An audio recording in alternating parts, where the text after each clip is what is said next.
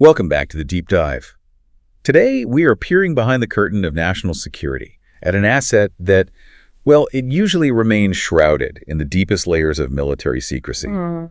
This aircraft is known by a name so evocative, so terrifying, that its mere appearance on the public stage can send shivers across diplomatic capitals globally. We're talking about the Doomsday Plane. The Doomsday Plane. Yeah. And when an aircraft designed explicitly to keep the government functioning after a cataclysmic, world-ending nuclear exchange suddenly appears. And not just appears, but appears in the most recognizable and media-saturated environment on Earth. Exactly. Then it ceases to be just hardware. It becomes a geopolitical statement of the highest order. It's a signal. It's the physical manifestation of existential readiness. Okay, let's unpack this. What does the sudden public appearance of a plane designed to operate during the annihilation of civilization actually mean right now? That's the question, isn't it? Our mission today is a deep dive into the source material concerning this secretive aircraft, officially designated the E-4B Nightwatch. We need to understand its truly unprecedented capabilities, the origins of that terrifying nickname, and, crucially, the massive intentional geopolitical signal that its highly publicized sighting is sending to every corner of the world today. Yes, and it's essential that we synthesize not just what this plane is, but why it was deployed publicly at this specific time. The timing. The timing is everything. The conjunction of events. You have the aggressive rhetoric, the budget shifts, and then the visibility of this aircraft. It tells a story that goes far beyond just routine military maneuvers. Right. It's a message intended for rapid global consumption. And understanding the nuances of that intended signal is, well, it's vital for anyone tracking current high-stakes international relations. So let's set the scene for the event that kicked this all off. We're talking about a plane whose visuals, according to the sources, appeared for the first time in 50 years. 50 years. I mean, that alone is staggering. It really is. And this wasn't some quiet movement at a restricted base, was it? Not at all. A clip of the E-4B went viral worldwide. It was everywhere. So what is it about this particular aircraft that makes its public visibility so significant? Why does everyone stop and pay attention? Well, the significance stems entirely from its intended use and its rarity. The sources are extremely clear on this. Okay. This plane is only activated and deployed when the United States is facing a moment of extreme national crisis. And what does extreme crisis mean in this context? Historically, it means one of a few things. Either during an imminent nuclear war threat, when the U.S. is incredibly close to engaging in a major conflict. Like on the brink. Exactly. Or during periods when the continuity of government is genuinely questioned. Think about major national emergencies like 9/11. An E-4B was activated and deployed then. But usually out of sight, right? They keep it quiet. Usually very much out of sight. So if the public sees it, it's not a routine day. Which explains the media reaction. It was intense, with some articles using some pretty extreme exaggeration. Oh, absolutely. Suggesting that seeing this plane meant only 5 minutes left to live. Right, which is obviously hyperbole. But it really underscores the public's understanding of the plane's role, doesn't it? It does. It's like a prop in a real-life drama, signifying the final act. It is. The perception is that the E-4B is designed to activate during the absolute final moments of human existence, Right. when widespread destruction and fire are imminent. The fact that the U.S. government maintains an entire operational framework dedicated to surviving that moment is what makes the plane the ultimate symbol of catastrophic preparedness. Okay, so let's drill down on the choice of location, because this seems critical. This aircraft, dedicated to the highest level of national security. The absolute highest. It didn't land at Andrews Air Force Base or some remote strip in the desert. It landed at Los Angeles Airport, LAX, in California. Okay. Why is that specific location so pivotal to the message? The location it speaks volumes about the intentionality of the display. How so? Well, think about LAX. It's a global hub, internationally recognized, and crucially, it's known for its intense media presence. Paparazzi everywhere. Constant stream of global travelers, its association with celebrity culture. It is the antithesis of a secretive military installation. So putting it there is like putting it on a stage. Precisely. Landing such an asset there suggests that this was not a necessary stopover for fuel or maintenance. This was a deliberate, high-visibility broadcast. A photo op. A very serious one. They wanted the world's journalists, analysts, and everyday citizens to see this plane and to understand its implications. So that makes the plane itself a tool of communication. It's a form of deterrence through display. That's the perfect way to put it. By placing the plane in the most public, visible way possible, the U.S. was broadcasting a clear message. We are ready to command and control in the worst-case scenario, and we want you to know it. And who was on board? That confirms the seriousness of the exercise, right? It does. We often associate the Doomsday Plane with the president, but the sources noted that when it was sighted at LAX, the U.S. War Minister Pete Hegseth was on board. Right, not the president. So what does the presence of the highest-ranking defense official, rather than the commander-in-chief, signify here? It confirms that the exercise was rooted in the military chain of command and the defense structure itself. It's an operational test. Exactly. Even if the highest elected official was elsewhere, the defense leadership was actively utilizing this airborne command platform. It signals that the machinery of command, control, and continuity, the actual operational readiness, is being exercised and publicly confirmed at the highest levels of military authority. And that's a crucial distinction. It is. It's not just the symbol, which is the plane, but the operation, which is the defense leadership on board, that matters. Okay, so let's pivot to the geopolitical backdrop, the why now of it all.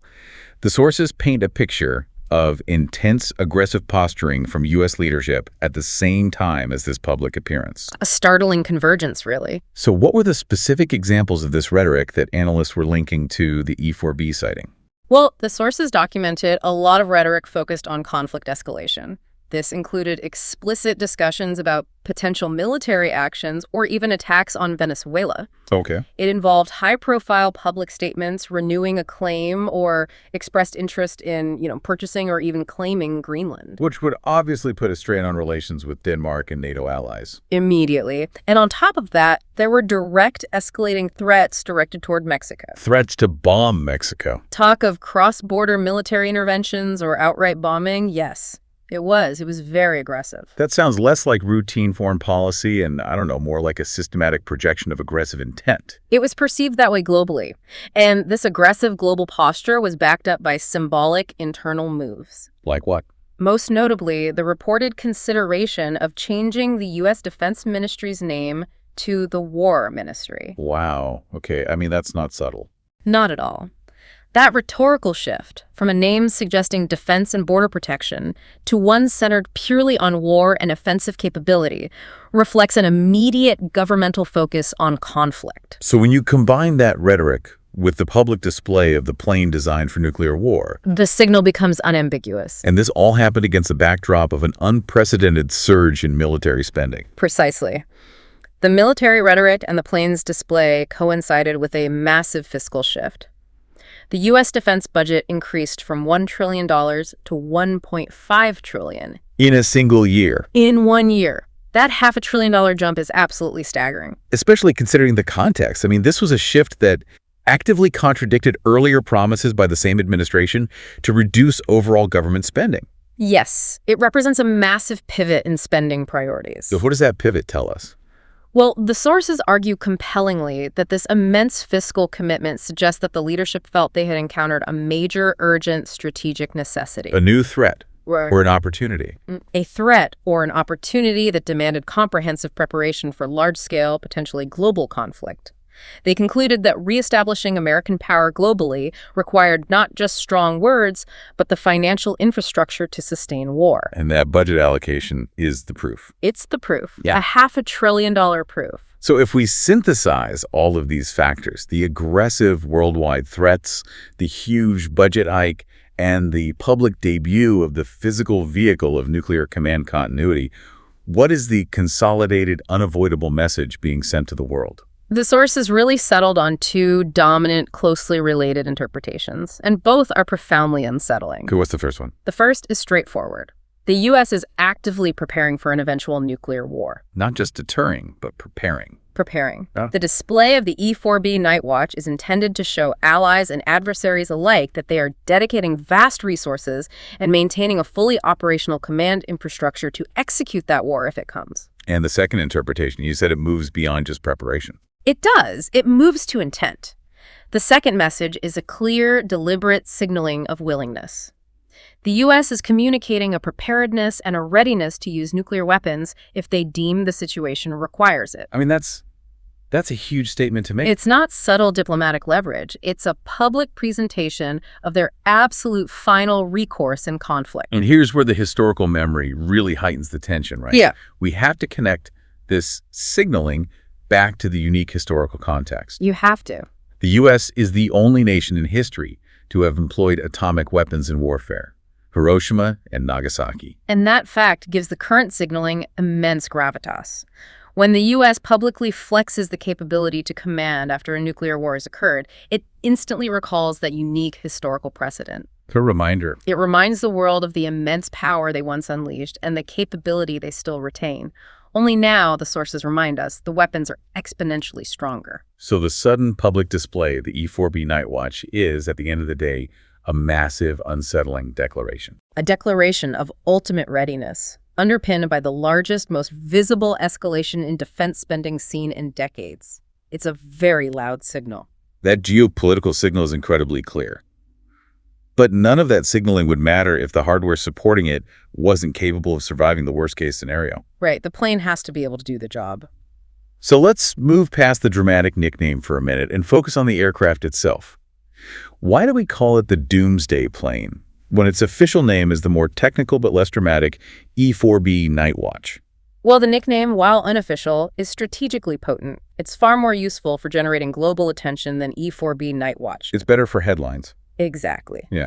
And the term doomsday carries significant cultural and historical weight. From where, primarily? It originates primarily from the apocalyptic traditions found in Abrahamic faiths, particularly Christianity, referring to the final day of judgment or existence. A day associated with widespread fire and destruction, where survival is not guaranteed. Precisely. It evokes the concept of ultimate, widespread catastrophe. And it's a term everyone recognizes. Yes, the sources correctly note how deeply embedded this term is in modern global culture, from literature to film and even comic books. Superman's most powerful enemy is named Doomsday. There you go. It's shorthand for the end of the world. So the U.S. military, in effect, embraced the drama of that. I think you could say that. By naming an aircraft dedicated to managing this specific scenario, the National Airborne Operations Center, or NAOC, they effectively sanctioned the Doomsday scenario as an official planning contingency. Which is a big deal in itself. It's a huge deal. When a major global power dedicates massive resources to a solution for a crisis so severe that they officially acknowledge it as the Doomsday scenario, that becomes major global news. And that's what drives the terrifying nickname. Let's discuss the foundation of this flying fortress. The official designation is the E-4B Night Watch. What kind of airframe are we actually talking about? The E-4B Night Watch utilizes the foundational structure of one of the most recognizable and enduring aircraft ever built, the Boeing 747-200. The jumbo jet. The classic jumbo jet. It is a heavily militarized version of that civilian jet, modified almost beyond recognition internally. And the choice of the 747 airframe wasn't accidental, was it? I mean, it represents a significant step up from what they used before. That's a crucial historical point. The E-4B's lineage goes back to the initial airborne command post concept. And what were they using then? That was primarily managed by smaller aircraft, namely the EC-135, which was derived from the Boeing 707. So why the upgrade?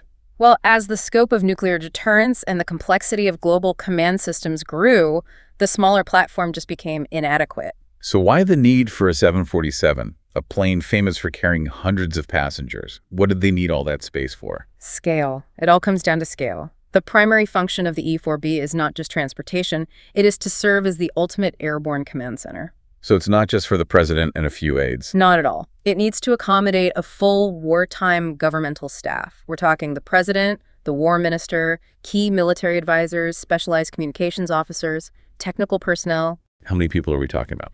Potentially over 100 people.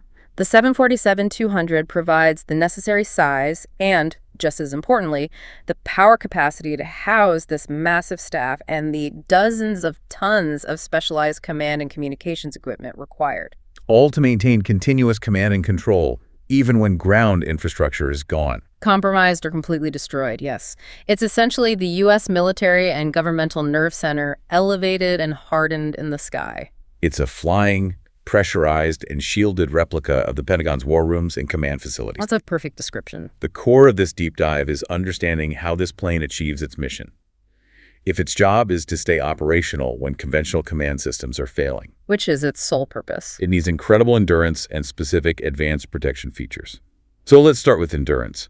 How long can the E-4B Night Watch stay airborne? Its baseline flight time is substantial on its own. It can fly for 12 hours without any stops. 12 hours is a long time. It is, but that is merely the starting point. Its true doomsday capability comes from its design for sustained, indefinite operations. You're talking about refueling. Mid-air refueling, the E-4B is fully capable of it. Which fundamentally changes the operational profile, doesn't it? It allows for, well, not just days, but potentially weeks in the air. Precisely. If landing poses any security risk, if ground facilities are compromised, if there's significant fallout, or if the location of the leadership needs to be kept absolutely secret. You just stay up there. You just stay up there. The plane can remain airborne potentially for weeks on end. The source material emphasizes this logistical capability as the perfect solution for keeping the entire chain of command continuously operational, safe, and mobile above any immediate ground threat. But even a nuclear command platform needs basic security from conventional threats. How is it protected against, say, an enemy fighter jet trying to intercept it before the ultimate conflict breaks out? Sure, security measures are multi-layered. The sources clarify that the E-4B Night Watch is not intended to fly alone. It has an escort. It is typically protected by escorting fighter jets, often the advanced F-35s. These fighters ensure a protective perimeter is maintained around the critical command center, preventing any conventional military threat from getting close enough to disable it. That makes sense. Now let's go inside the plane. You mentioned it needs to house over 100 people and replicate a functional wartime government. How is the interior customized to facilitate this complex command structure? It's radically different from any commercial jet you've ever been on. It's configured into multiple levels and distinct sections. Like what kind of sections? You have the command staff area, briefing rooms, rest areas for the crew, and dedicated communications control stations. It features significantly larger conference rooms and meeting areas than any standard civilian aircraft. And these spaces are specifically designed for high-level simultaneous decision-making. Yes, where the president or the war minister can convene multiple teams immediately. So it's about replicating the operational environment of the Pentagon, but in the air. Absolutely. The functionality is key.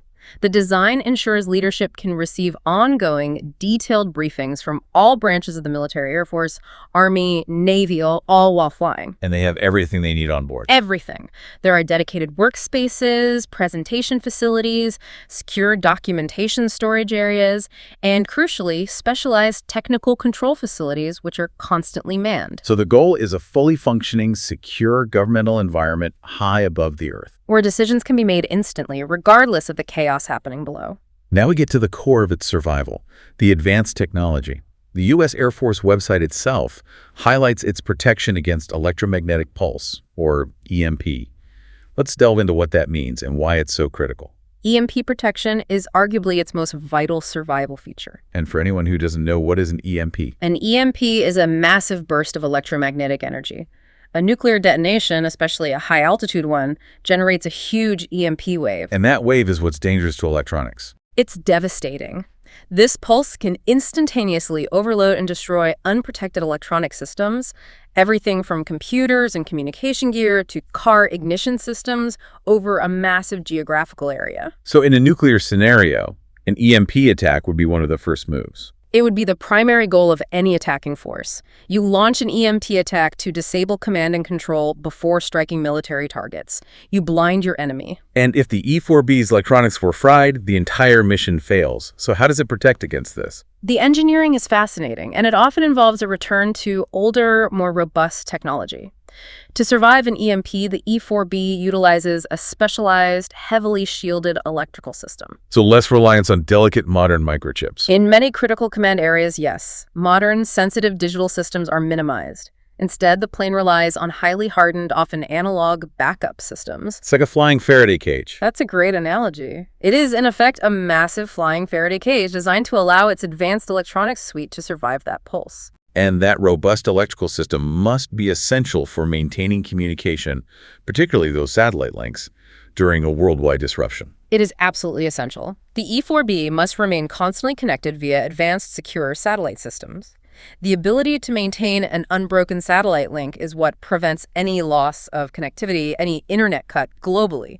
The plane has to be able to transmit and receive command codes to strategic forces instantaneously. Without fail. Speaking of communication, the plane has that very distinctive large dome on top of the radome, but it also has an incredibly unique piece of equipment underneath.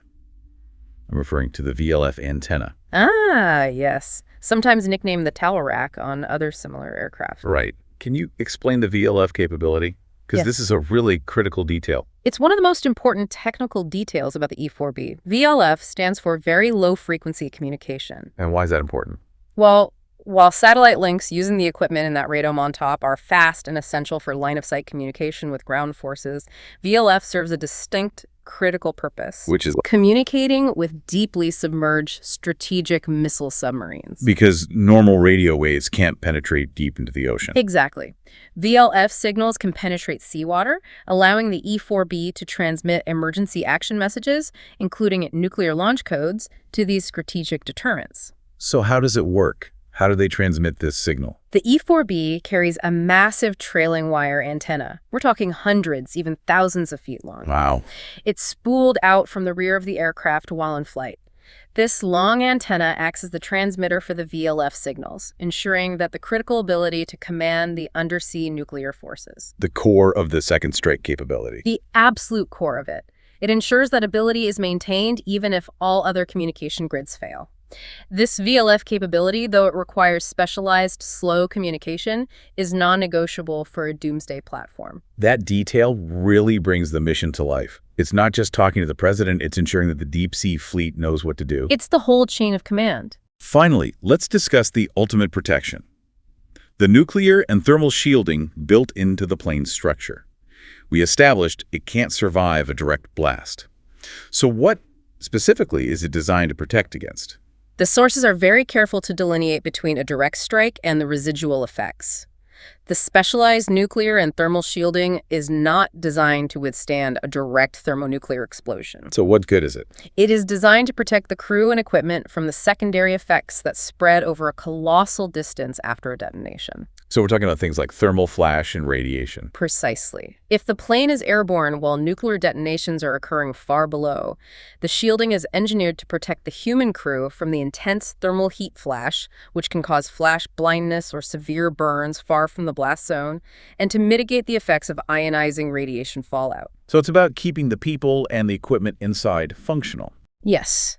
The integrity of the command facilities, the wiring, and the biological safety of the decision makers must be maintained long enough to execute the necessary retaliatory or command actions. And this integrated comprehensive hardening is what sets the E-4B apart from any standard military transport plane. Completely. The technical control facilities are described by the Air Force as continuously improved specifically to handle evolving threats.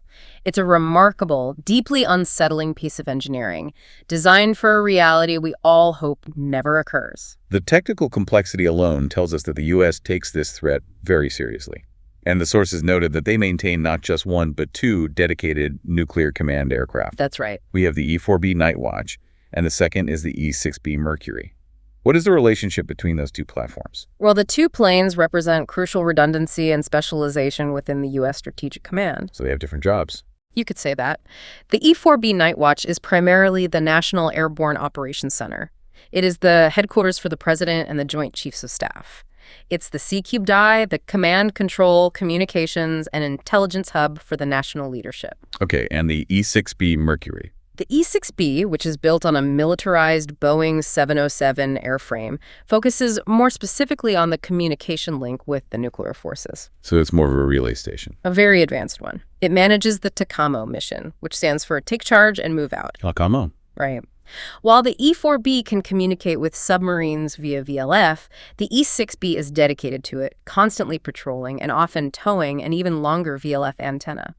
It essentially serves as the dedicated nuclear communications link, ensuring the orders from the E-4B or ground command get through. So maintaining both specialized planes just underscores the absolute non-negotiable nature of command continuity. It does. It shows how many layers of redundancy they build into the system. Now, if the U.S. is this prepared, other major nuclear powers must have equivalents in their strategic arsenals.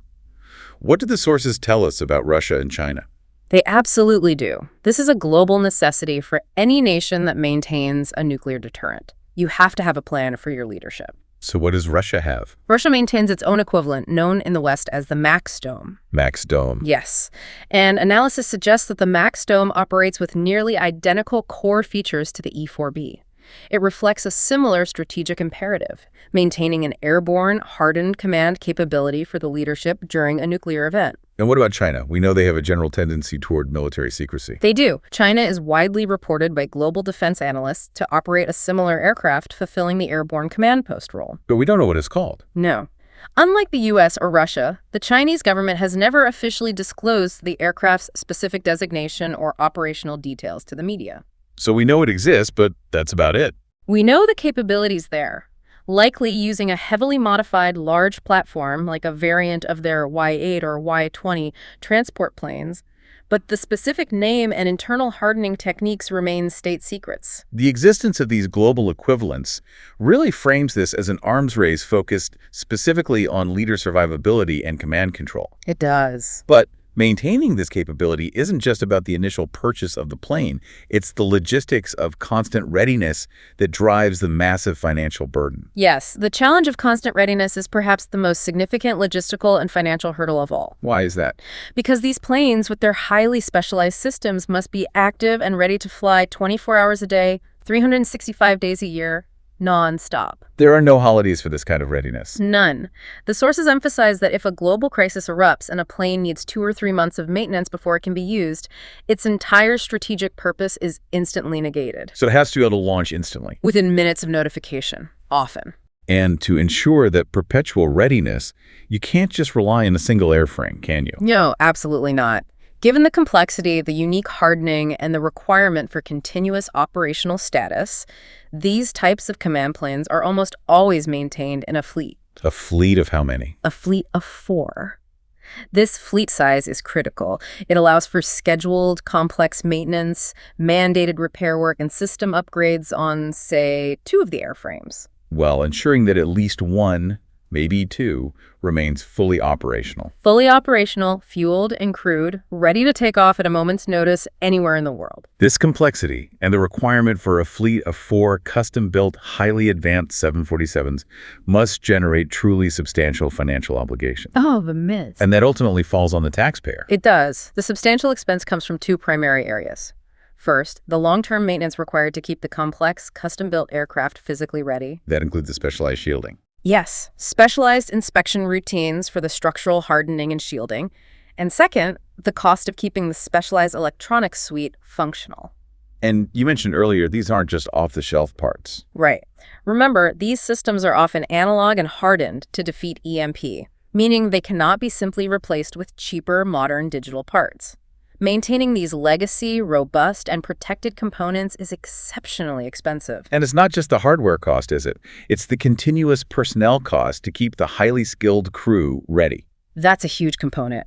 To maintain 247 readiness for a fleet of 4, you need multiple complete flight crews, maintenance teams, and crucially, the dedicated command and communications personnel. The 100-plus staff members required to manage the command post. Exactly. They must be constantly trained and available, which significantly compounds the total operational budget. It's an infrastructure designed to survive the unthinkable, and that preparedness comes at a staggering price. Finally, let's bring this discussion back to India's status, as raised by the sources.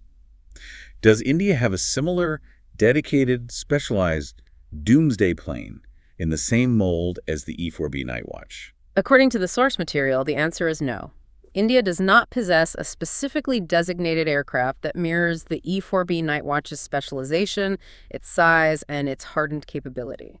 So could India manage the safety and continuity of its leaders in a comparable scenario using existing military assets? Is there an alternative? Alternative measures are certainly available, which every nation has to maintain. India could ensure the safety of its leadership by utilizing existing high-end military transport or VIP planes. And just keep them airborne. Keep them airborne and leverage mid-air refueling capabilities. That core concept of airborne continuity of government can be replicated. But the comparison breaks down when we look at the specific features of the E-4B. What crucial elements would be lacking in that kind of alternative setup? The Indian alternative, while functional for transport and basic communication, would severely lack the specialized features of the E-4B. Most importantly, the size. The sheer size, yes. It would lack the required space to contain the large, customized, and hardened command facilities necessary to host a full wartime government and its decision-making staff. And what about the protection? Crucially, it would also lack the comprehensive nuclear, thermal, and EMP shielding built directly into the airframe structure. Which is essential for surviving the secondary widespread effects of a nuclear detonation. It's the whole point. So while the leaders might be physically safe for a time, the airborne command structure would not have the same level of specialized, robust protection required to execute a coordinated global response under duress. It really defines the difference between simply escaping a threat and maintaining functional, hardened command capability during a global crisis. It's a major trade-off. A trade-off between utilizing existing capability and committing to a massive custom financial and logistical infrastructure. A very expensive trade-off. So to synthesize what we have unpacked today, the E-4B Nightwatch, built on the venerable Boeing 747-200, is the U.S. dedicated airborne command center. Right. It boasts unique mission-critical features like EMP hardening through specialized electrical systems, VLF communications for those deep-sea links, And extensive mid-air endurance thanks to in-flight refueling.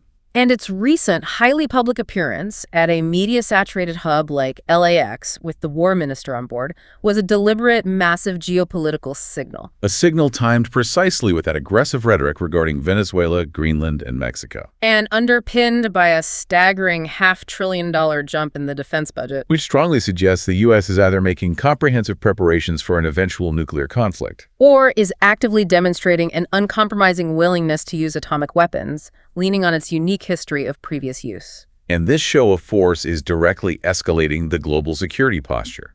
We noted the U.S. maintains dual redundancy with the E-4B and E-6B Mercury. And competitors like Russia, with its Max Dome, and China, with its unnamed equivalent, also prioritize this capability. Which proves that maintaining a state of perpetual 24/7 readiness for command continuity is a necessity for global powers, despite the extraordinary costs involved. And what's fascinating here is how the transparency of one nation's readiness spurs the insecurity of others. How so? When the U.S. pulls the curtain back on the E-4B, nations like Russia and China interpret this as an immediate threat. It becomes a mandate to boost the operational readiness, the maintenance budgets, and the specific hardening protocols for their own leader security platforms. So this public display acts as a catalyst. It inevitably escalates the global strategic arms race, an arms race focused specifically on surviving the nuclear threshold. Absolutely. And that brings us to our final provocative thought for you, the listener, Yeah. based on the deep analysis we've done on cost, capability, and readiness. Considering the massive budget and complex specialized infrastructure, that 4-plane fleet, the 247 staffing, the EMP shielding, required to maintain a system like the E-4B Nightwatch. All of it. Should a rising global power like India prioritize building its own dedicated specialized Doomsday Plane with all the advanced hardening and customized size? Or is the strategic utility of existing military alternatives sufficient for national security, despite lacking the E-4B's specialized comprehensive protection? It's a fundamental $500 billion question of budget allocation versus ultimate catastrophic readiness. Something to ponder as you reflect on the high-stakes global signals we've synthesized today. Thank you for joining us for the deep dive.